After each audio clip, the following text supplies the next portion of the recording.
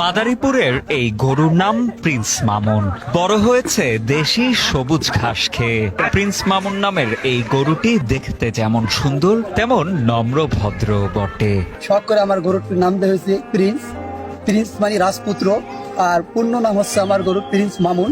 ২৬ মণ ওজনের এই প্রিন্স মামুনকে দেখতে দর্শনার্থীদের যেমন কমতি নেই, তেমনি ক্রেতাদের আগ্রহ ব্যাপক।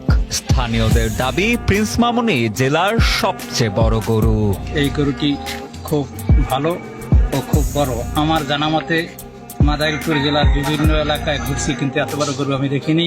কিন্তু এই গরুটি খুব ভালো খাবার খাওয়ায় গরু লালন পালন করছে। এই গরুটি দেখার জন্য বিভিন্ন জেলা থেকে মানুষ আসতেছে। গরুটির নাম প্রিন্স মামুন।